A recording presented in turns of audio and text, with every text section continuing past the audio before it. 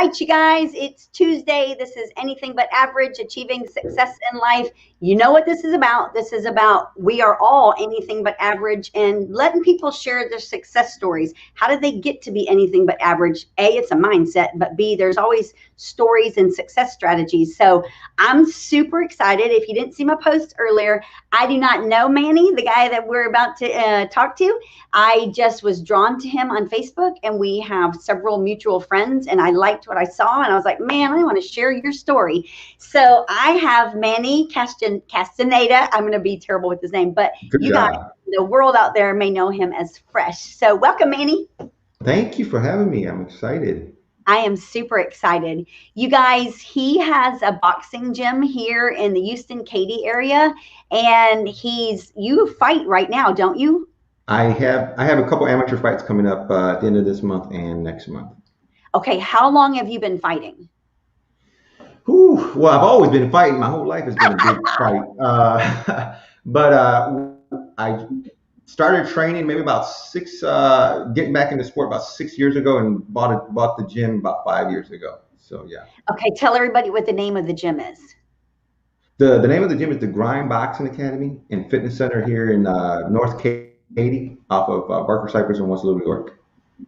So first of all, I need to kind of understand and wrap my head around, like when I was little, I wanted to be a news reporter. That's what I walked around with a tape recorder, and that's what I wanted to do. Did you Nice. have that same desire when you were a kid? Like when I grow up, I want to just fight people. How does that start? Oh, I don't know, man. I'm born and raised in Chicago, and I've always just, as I said, I've always just been fighting, and so it just came natural, I guess, to punch something and not get in trouble for it. So I that's can only imagine that, because I love, like we were talking about before we got on, I love Rocky. That's one of my favorite movies. I've seen them all a million times. And I just think it's the coolest movie and the coolest sport. But when you watch him train, that's like intense. It takes major discipline, mindset, and just dedication. So walk me through that. Is that kind of how your life has been? What led you to what you're doing right now, or starting that gym? Kind of walk us through that. well. I grew up in, as far as my career, I grew up in the restaurant industry. In the latter years of my career, I was part of the opening teams in steakhouses in Houston. The last position I held, I was the general manager of upscale steakhouse in the Woodlands. And so it got to a point where I wanted to take a jump of faith, a leap of faith, and go out and try something on my own and see what I can do.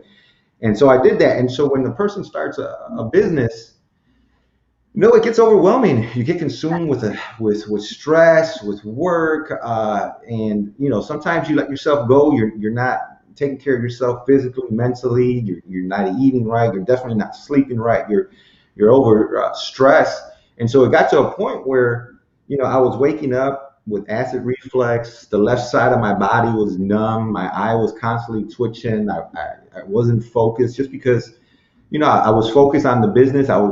So much was riding on it. You had that pressure. And so a doctor told me, you're going to have to change your lifestyle and get fit. And so I walked into a gym, and the rest is history. I just started punching and getting in shape. Within, I think it was 3-4 months, I lost 60 pounds. Wow. The trainer or the owner of the gym at the time was like, "You're crazy. You need to go home. You're in here 3 hours a day." I'm like, "I'm not going home. I'm focused." And so a year in, I think the coach walked up to me, the owner walked up to me and said, "Hey, I got some news for you." And I said, "What's up?" And he's like, "Well, I'm going to close down the gym." He's 72 years old. He's ready to retire. He's ready to move on to things, travel to Mexico, do his thing. And I'm like, "Oh, you can't, you can't do that. This is my lifeline. I need this. I don't want to go anywhere else. I don't want to join another gym. You can't close it." And he goes, "I'm closing it." And so I took a deep breath. I said, "Well, what am I going to do?" And at this time, I had actually switched trainers, because then I was going to start taking it a little more serious. And at this point, I was in shape, I was working out, so I'm like, well, let's start competing. So I reached out to, I talked to one of the other coaches that was there, and I'm like, hey, will you train me? I'm 38 already. I was already a little older, and he's looking at me, and he's like, "You're not gonna fight, bro." And I'm like, "No, I want to fight. Will you train me?" And he's sort of shrugged me off, and so I'm like, "Well, whatever." And I kept training. I'm in there. I'm in the gym 3 hours a day, and he's seeing me, and he's seeing me. And I asked him again, and he's like, again, shrugging me off. Well, a year and a half in, I asked him again, and he goes, "Well, I'll tell you what. You talk to Coach Ray. If he says it's cool for me to train you, I'll start training you." So we made that happen. He started training me, and then the conversation happened where he wanted to close the gym, and so I went back to my coach, and I'm like, "Listen, here's the deal. I'll buy this gym if you take over the boxing program. I'm not. I don't have the time. I don't have the energy. I don't have the know-how. The only way I'll buy this gym is if you take care of the boxing program. I'll do the marketing. We'll do the operations. We'll build it together." He agreed, and so I bought the gym, and the rest was history. We rebranded it. We changed the name. We gave it a makeover, and people started coming in, and then we had a pro fighter approach us, and he walked through the gym, and he was like, "Hey," you told Derek, "Hey, I want you to start training me." He was undefeated at the time, and Derek came up to me, and he's like, "Hey, listen, we got this fighter. Why don't we start a management company?" I'm like, "Let's do it." So same deal. You take care of the training, I'll take care of the managing, and we'll do that. And so we started working on that, and then one thing led to another. And then I said, "Hey, you know what'd be a great idea? Let's start our own podcast." And he was all for it. So and I tell people all the time, from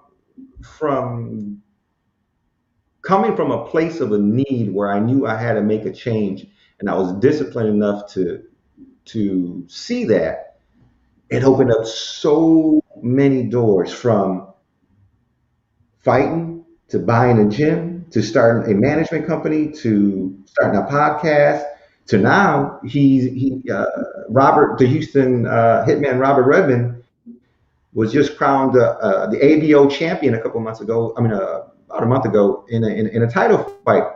And so, and it's funny because people always say, the number one excuse I get from people is, "Well, I don't have the time." And you'd be amazed, if you're disciplined enough to set some time, an hour apart every day, to take care of your physical fitness, how much more you'll be able to do throughout the day. And so that's the story of the grind and how we came about.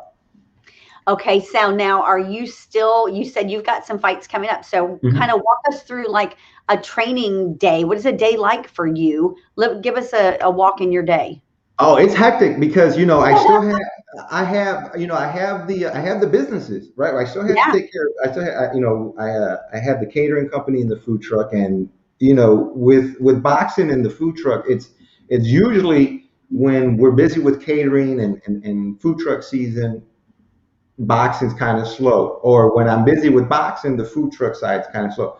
Right now, they're both just very active and successful, and they're running on all cylinders. So it's a challenge running businesses. I have a newborn at home. The gym, training, taking care of my fighters. Um, so it's hectic, but again, it's about the putting in the discipline and setting that time aside to get into work, to get the job done. So, I usually go get to the gym about 5 p.m. I run my 3 miles.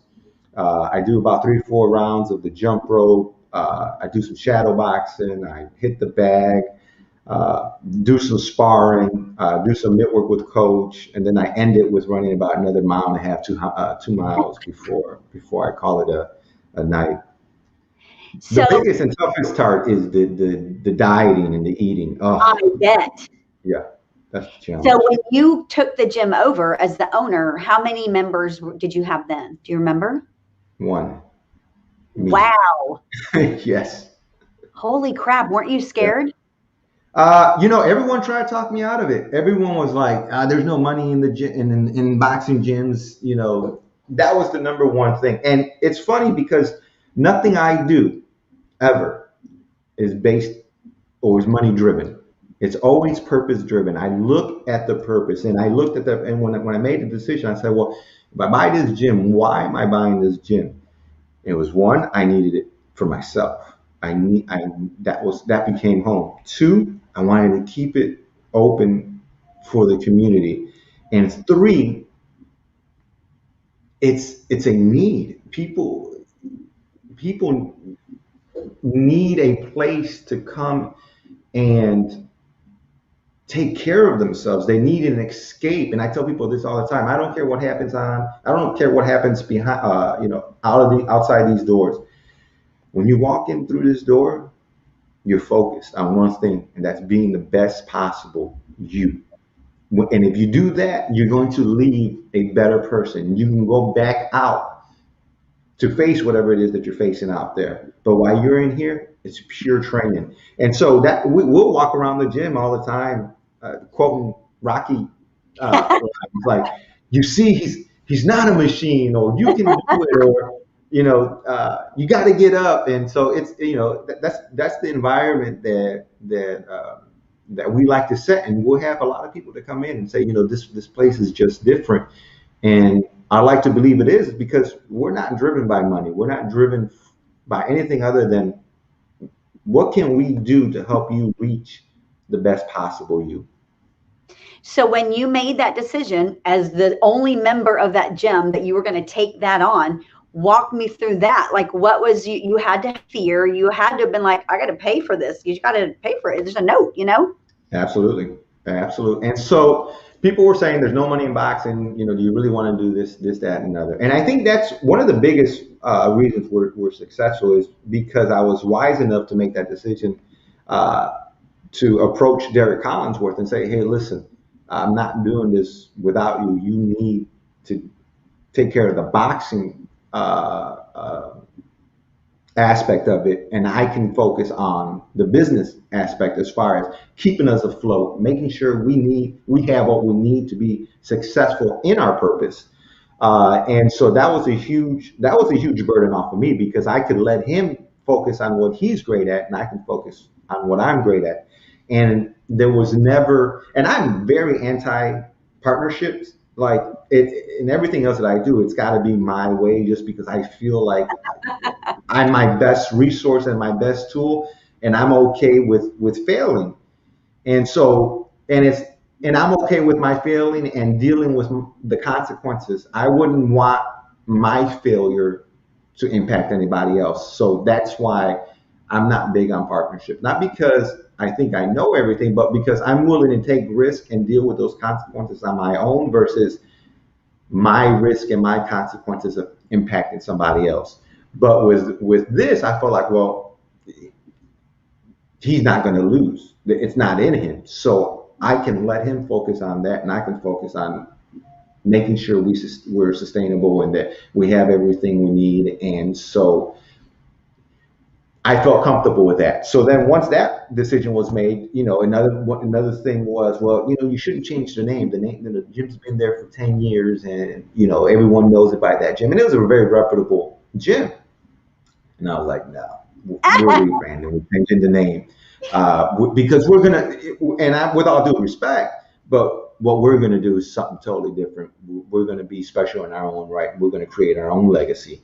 And so that was my motivation, was, okay, everyone's telling us not to do this. Everyone's telling us not to, change the name. Everyone is looking at us and wondering what our move is. And I had one of my good friends who's a writer, write a post saying something along the lines like, my buddy is making some decisions, and the world is watching, and it could be embarrassing if he lands flat on his face. And so I'm like, all right, bro, no pressure, huh? Right.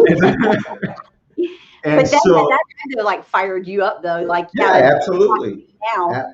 Absolutely. And so it's absolutely scary. But one of the correlations that I love with boxing and business is, well, there's so many. It's so interchangeable. Boxing and business are one and the same. In both, you absolutely have to have the ability to get punched in the face. Oh, I love that. You have to be able to get hit and keep moving forward. You have to be, and another thing is you have to have the ability to make the small adjustments. There's a huge belief in boxing, especially in our boxing. The ones who make the little adjustments during the fight are the ones that win. It's the same thing with business. The ones who have the ability to make the little adjustments are the ones that are going to continue to grow and scale and be successful. You can't be emotional in the boxing ring. You can't make decisions. You can't let your emotions overtake you. It's the same thing in business. You start making decisions based upon emotions in business, you lose. Yeah. You lose. You have to be able to take that out of that. The market. Something that I tell a lot of people is you can't let the market dictate your business. And if you're an entrepreneur, you have to be able to look at the market and make the adjustments. If you and it doesn't mean that you have to completely change your business model, No. but it's those little fractional adjustments that you make that could make the difference. And so that's one of the things that really gives me the energy, because anything I learn in boxing, I just apply it to business. Anything I learn in business, well, I just apply it to boxing. So I'm winning on both sides and growing on both sides.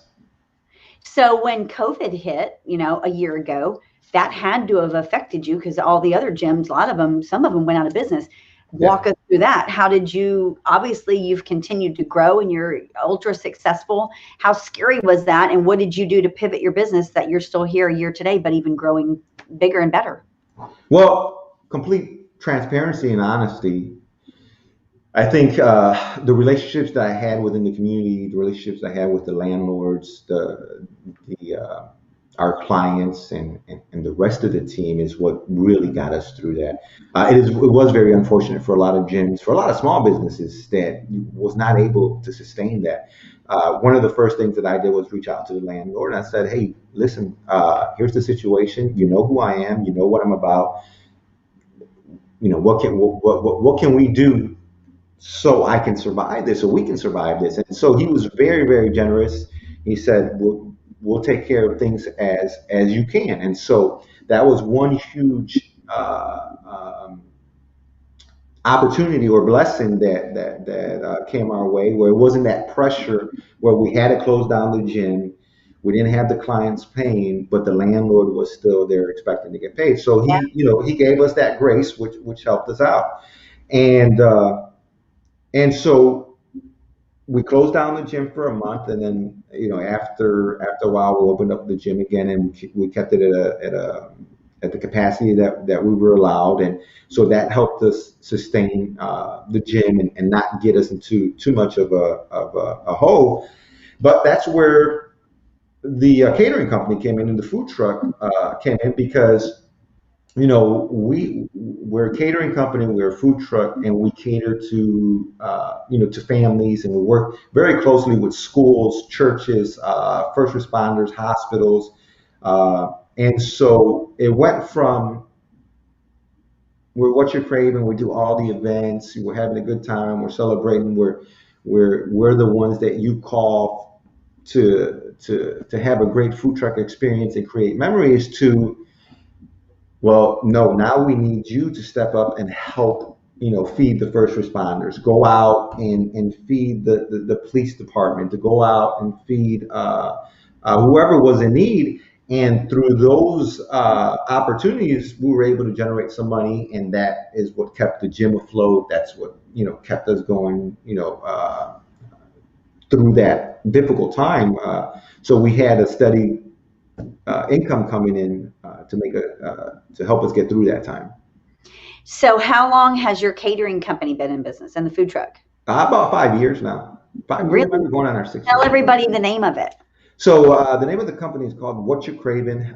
You crave it, we create it. It's a super family friendly menu, and our number one mission is to help create memories. I come from a huge family, and one of the things that we love to do is have gatherings. And when people come over to our house, man, I'm always the one running around, shopping, cooking, prepping, cleaning, doing all that stuff. And so by the time I get to sit down and relax, everyone's gone already. And Right. so and so that's one of the things that I really like to help create is, hey, listen, let us take care of the food. Let us take care of the event. We want you to focus on what's important, and that's spending time with your family, spending time with your guests, and living in that moment and creating those memories. And so we go above and beyond from the initial phone call to before we leave to make that happen. That's the experience that we want to offer. Am I going to say that we have the most delicious food in Texas or in the world? No, but we're consistently delicious. So while you're getting lost in your memory, you're also enjoying your food. And so that's what we like to highlight. It's the total experience. So what you're craving, I'm imagining then you're from a fitness industry, so you've got to have some healthy things too, right? We try. We have Because you think of a it's food truck, and most of the time you're like burgers and fries and stuff, tacos. it is, it's American comfort food, and people always look at me perplexed. They're like, "Well, how do you have this and then you do that?" And Right. I jokingly say, "Well, I create a bad cycle. I get you all fat during the afternoon. That way I can get you into the gym in the evening, and we all win." But no, we do offer some healthy options like the vegan black bean burger and chicken salads and stuff like that. Yeah, definitely, we definitely try to be health conscious for those who are watching what they're eating. So the food truck, does it only do big events or do you do private family events? Walk me through that. Okay, so that's one of the reasons. That's one of the things that happened during the pandemic. So we did shut down for a while, and then we got started getting the calls. Hey, we would really love if you come do this and come do that, and that hasn't stopped. So we've been extremely busy. We've even grown through the pandemic. I had the opportunity to get a second food truck, and again, that was another scary I bet. decision because we're in the middle of a pandemic. Business is slow, but we had an opportunity that I just did not feel I can pass up. And even when I went out and I sought guidance and advice from people, they were like, "Are you really going to do this?" And in the back of my head, I just kept hearing, "Everyone told you not to open up the gym. Look at it now." And so I was like, I gotta buy it. And so, I bought the second food truck, and it's practically paid itself off already. And so, we're growing. We're constantly booked. I think we're booked out all the way to June right now with pure Wow. caterings. I'm talking about, graduations, teacher appreciations, employee appreciations. Thursday and Friday, we're going out to Houston Methodist Hospital. We're going to feed 1,200 of their employees for, I think it's their 25th anniversary, 10th or 25th. And so, we were named by the Houston Chronicle top 20 food trucks. And so, we just been putting in the work, doing all the right little things, and trying to be consistent and adding value. And look, when it comes to business, I strongly believe there's those that use their business. I mean, there's those that use people to benefit their business. And then there's those that use their business to add value to the community. And so that's one of our core values is anywhere we go, anything we touch, anyone we interact with, we have to add value somehow. It's not about what we can get for ourselves. It's about what we can add. And we've been consistently driving that mission, and we've just been enjoying the fruits of that. And there's nothing wrong with saying, "Hey, listen, we've been putting in the work. We've Right. been, and this is what we have to show for it. It's it's a testimony to what we've been doing, and so we're grateful for that. We're grateful for the city and for the support and the love that they've showed us, and we're just going to keep doing what we're doing. I saw something about you feeding homeless people. Tell me about that. Well, that's something that we have a heart for. And it goes back again. We are not profit driven at all. And it's not that we have money. We don't, but we're comfortable. We love what we do. But I know, look, I tell people all the time, look, I was homeless. I was sleeping. I was sleeping. There are people going to be watching the show right now that I probably slept on their sofa or on their floor or in their Really? living room. And so, you know, it's I'll never forget that. And I tell How people long were you all, homeless? it wasn't long. It was a summer that I was make. I just didn't know what I was doing. I didn't know where I was going. I had no Long enough, clue. I bet. Yeah, yeah. It had been maybe about 18, 19, somewhere around there. And it was just, I think we asked the wrong questions to our young people. We we put and I don't want to say pressure, but we're always asking, what do you want to be when you grow up? What is it that you want to, that you want to do? And I've learned, and I believe that it's the wrong question. I really believe the question that we really need to be asking is, well, what type of person do you want to be? What type Yeah. of lifestyle do you want to live? Because I tell you what, when I was 19 or when I was 29, I didn't want to be the same thing that I was when I was 19.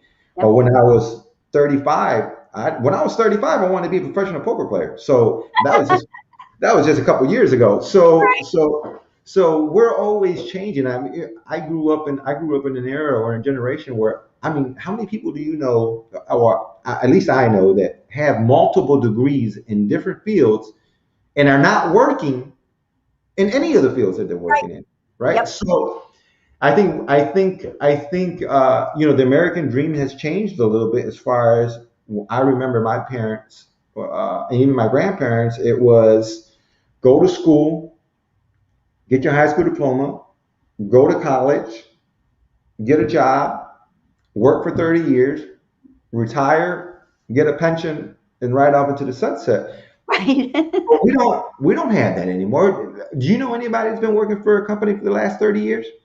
Crazy because I'm in real estate. I'll meet with clients and they have it. I'm like blown away by it. I'm Oh, like, yeah. "Man, you are like a unicorn." Right. That's becoming, it's not like it used to be. And so I strongly tell the young kids, and well, the older, but in their 20s, I'm like, listen, and this is my advice: you need to go out and get fired from as many jobs as you can when you're 20. And they look at me, but I say that I word it like that to get that shock value because I want their attention.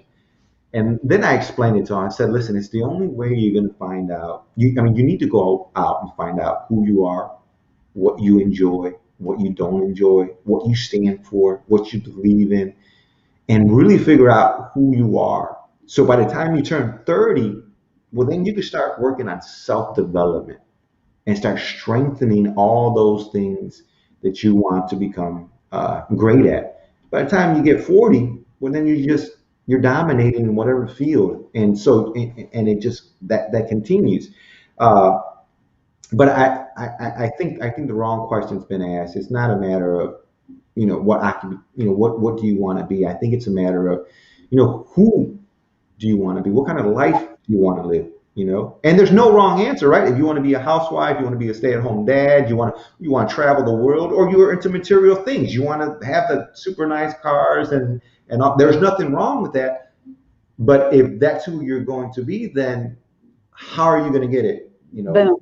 you have to start from there and figure out a game plan because you know it's it's uh, it's It's going to be a challenge. Yeah, it's going to be a challenge.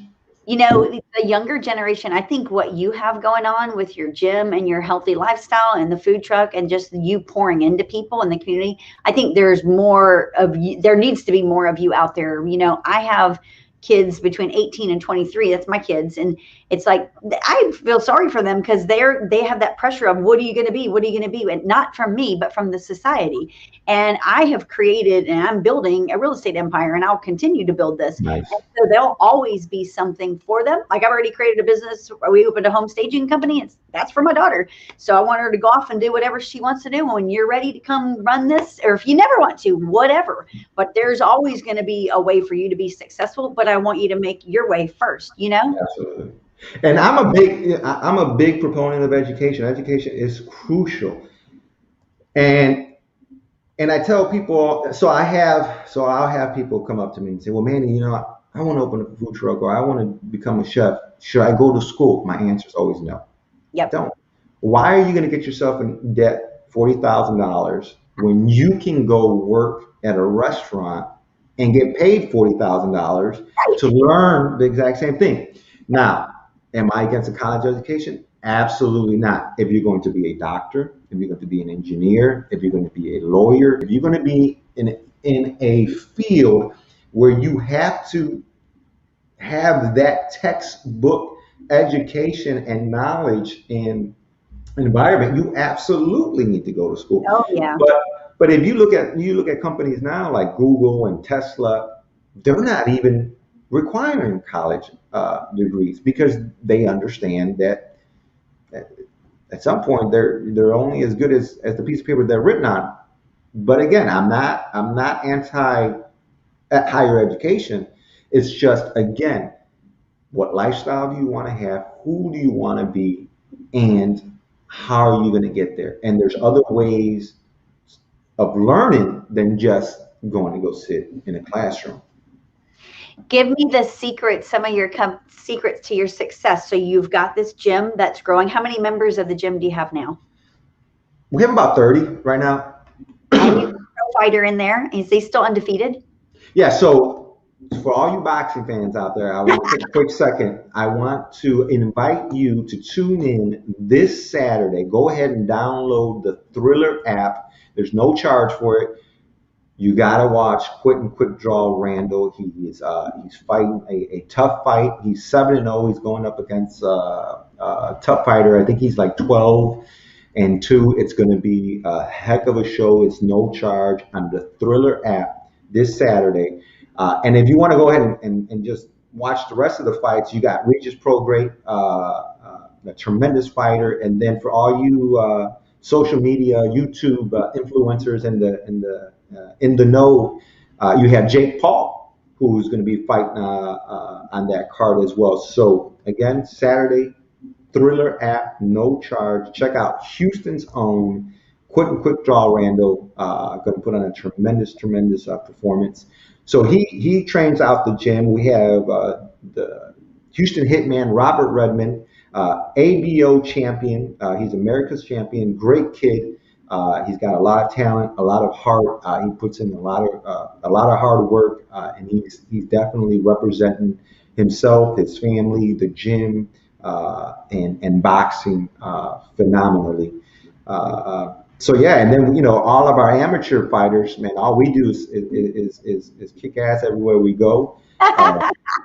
But you asked the secret, and it's funny because this past Saturday we went to another gym to do some sparring to get ready for this fight, and I'm watching some of the other guys spar, and I jokingly said, well, it wasn't jokingly, but I said to one of our amateur fighters, Dominic Charrell, I said, Danger, I said, man, I said, I got my fight coming up this month. I said, am I that slow? And he goes, no, you're not that slow. I said, man, I got to figure it out, man. I don't want to lose. Right. And he goes, and he said something. He said something that was that I'm sure he understood it, but it was profound to me. He goes, it's just a matter of doing a lot of little things right over and over and over again. And I looked at him. I said, that was a little deep for a boxer, huh? But that's it. There's no magic pill. There's no magic blueprint. It's just doing all the little things right over and over and over and over again. If you're looking for an overnight success, if you think it's gonna just magically happen, you're just gonna be disappointed, and you're not gonna be willing to put in the work. As a matter of fact, you have to fall in love with the process of the pain. And Yes. one of the exercises that we do in the gym is just shuffling around the ring for 3 rounds, 3-minute rounds. And I have an adults class that does that. And that's the one that I get the most complaining and I can't do this and I can't. And I tell them, you have to learn to escape this moment of pain and go off to your happy spot. Like, picture yourself on the beach when you're 20, 30 pounds lighter and you're having a margarita and you're sitting there enjoying that moment. That's where you got to get lost. Fall in love with this pain, but get lost in the result. And as a business owner, that's what you absolutely have to do. You have to, I mean, listen, you're an entrepreneur Mhm. and so you're surrounded by other entrepreneurs. Mhm. And there's some that are always high energy, adding value, positive vibes. And then there's others where it's just constant complaining, Yes. negative, always has the problem to the solution. And so you're not going to win that way. It's just not going to happen. And so you got to fall in love with the process and just keep doing all those little things over and over. So I can only imagine, like I'm thinking right now when I'm listening to everything you're saying, I love all of your advice. I've never, of course, been prepared to go into a boxing ring and fight someone. Your adrenaline has to be like I have a temper, and so I've wanted to kick someone's ass many times, but I've never like prepared like mentally. I'm going to go in there and fight with somebody right now. That's got to be like your adrenaline off the chart. It is, and it is. It's kind of scary because sometimes I'm I like, man, bet. I'm too old for this, and my heart, my, feel like my heart's gonna stop. But yeah, it is, and it never goes away. I Even bet. even when you're sparring and when you're fighting, Uh, but it's a survival tool. It's absolutely a survival tool, keeping your senses alert, and it's keeping you safe. So even when you're making business decisions, again, that's why I love boxing and business so much because it's so interchangeable. It's the same thing when you're making decisions. Same thing when I was deciding, do I want to open up a gym, and I have this knot in my stomach, or hey, should I buy this second food truck, and I had this knot in my stomach. It's those senses. It's like, wait a minute, hey, this is a big decision. Do we want to do it? Do we want to make it? And when you make the right decision, it's a beautiful thing. But when you get punched in the face, it's a whole nother thing. But you got to keep going. You got to keep pushing forward, and that's the beauty of it. I never had equated boxing and business. Why would I? I'm not a boxer. But now listening to you, I totally get it because, when we're growing a business and we're always strategizing, like me, if you saw my desk right now, it's full of crap because I'm just working on so many projects. But it's like if you try at something, you're going to get to the point where it's super, super hard before you reach that success. But when you get to that success point, it's like, holy crap, it feels so good. You're fighting, like you're just saying, when you're in the ring, I mean, you got to give it your all or you're going to freaking lose. Yeah, Period. absolutely. And you know what? It's when you talk about that, we have a saying or a belief. All the work, all the fight, all the pain, everything that goes on in the training, that's where we win. That's exactly where we win. When it's time to show up for the fight, we're just putting on a show. We're showing the world and putting on a performance that's going to reflect our training and all the hard work. And so, what you and I and the rest of the entrepreneurs and all the other business owners, everything that goes on behind the scenes, the planning, the strategizing, the forecasting, the prepping, the hiring, the business meetings, the business planning, the phone calls, all that's where we win. Yep. That's where we win. If we're not willing to put in that work, well then how will we ever have our hand risen? How will we ever, claim the victory? It doesn't happen. So it's a journey and process for sure. They say that every successful business owner studies at least an hour every day. What's your thoughts on that? Oh, absolutely. And I'll touch on that and I'll add this. Not only should you have a mentor, but you should absolutely be mentoring somebody. Yep. And well, you should at least be doing one or the other. And if you could do both, absolutely, it's even that much rewarding. But I hardly watch TV. I hardly listen to the radio. I'm in my truck a lot, and I'm listening to uh, anywhere from Tony Robbins to Gary Vee to even preachers. Oh, yeah. We are feeding our brain, and we are being programmed whether we like it or not. Okay, that's how we are. You know how people are always comparing our brains to computers. It's absolutely true. Well, just like a computer, it's programmed to do certain things. Where our brain is constantly being programmed, it's either being programmed by our family, our friends, TV, music, church, work. It's constantly being programmed. And you can sit there and not realize it and ignore that aspect of it. But when I chose to be conscious of what I'm feeding my brain, well, then things just started to change. I was able to control, my thoughts, my emotions, my decision making, and feeding my soul and my spirit and my mind healthy information. Yep. It makes all the difference in the world.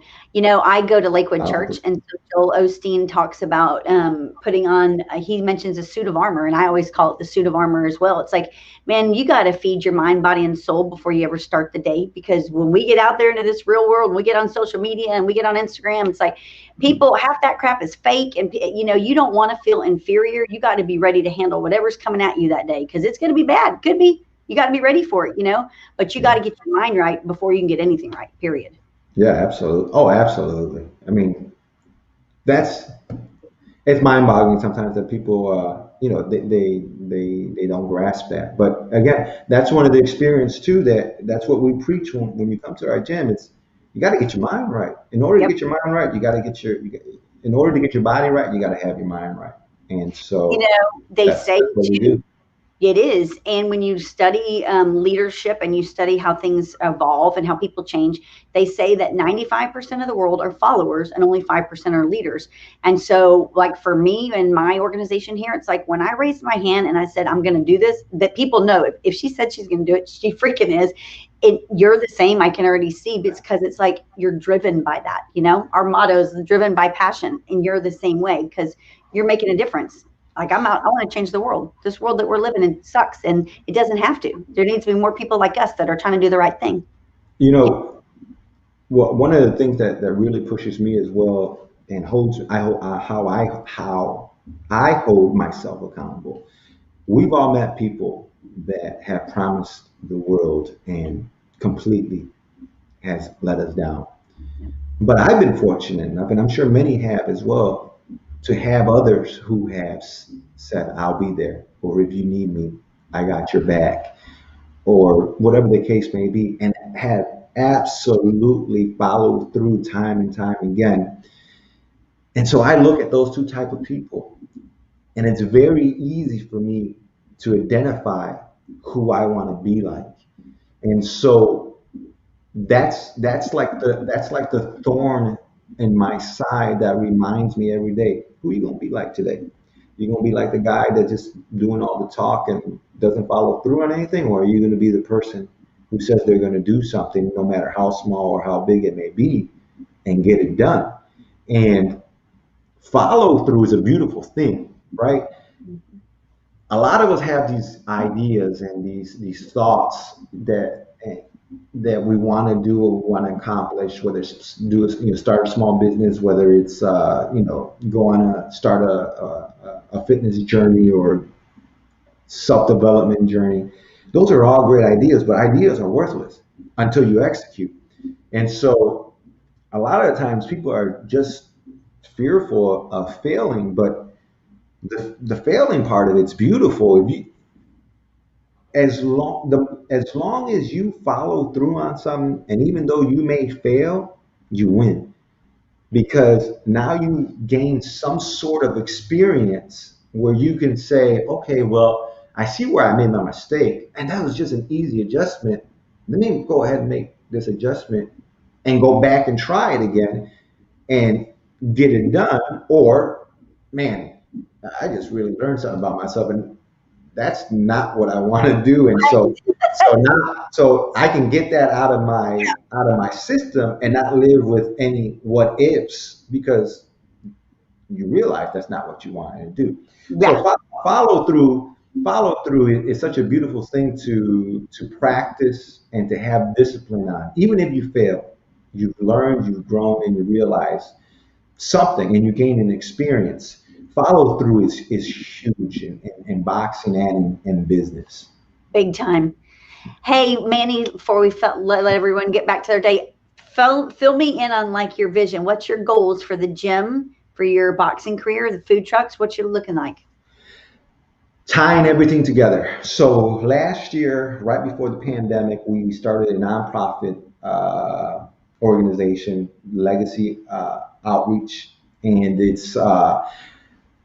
want to develop a program for at-risk youth. We want to be able to create opportunities through boxing, uh, through entrepreneurship, mentorship, and through nutritional membership. So the game plan is to go out, buy some property, find some property somewhere we can build on, build a gym there, have the food truck there, and I also want to have a beer garden there because on the weekends I want to have people come have like a boxing and bites and beer type of Yeah. thing, but the game plan is to have that outreach uh,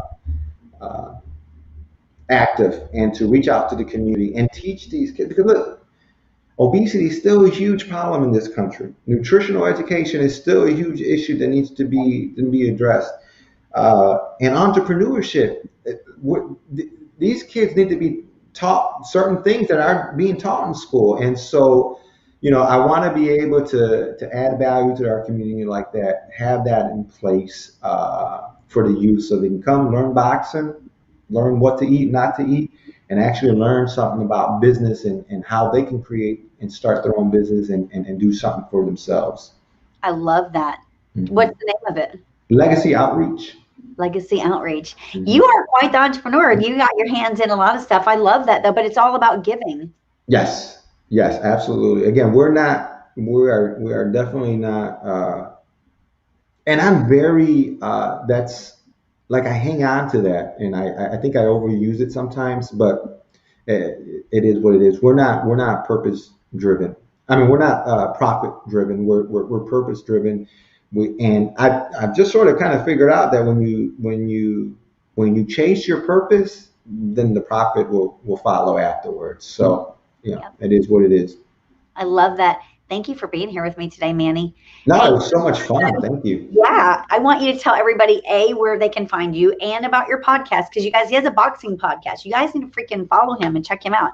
He's very inspirational. It's yeah, our boxing podcast is so much fun. It's silly, it's informative. We talk boxing, so if you're a boxing fan, come check us out. Soap Boxing Podcast. You can find us on YouTube, Facebook, Instagram. It's Coach Derek Collinsworth and I. We just talk box and act silly, and we have great guests on. We've had Clarissa Shields, Marlene Esparza, Duran Jr. I mean, we've had some great guests that's come through, and it's been fun. You guys can follow me on Instagram on shoot Manny. I think it's Manny Manny HTX Manny underscore HTX on Instagram. You're awesome. I'm so happy that we've connected. Definitely, we're going to connect more because I think you're an inspiration, and I love to be around like-minded people. Absolutely, I love it. Thanks, you Thank you guys. for having me on. Yeah, definitely, Manny. Y'all have a good one. Peace. Bye.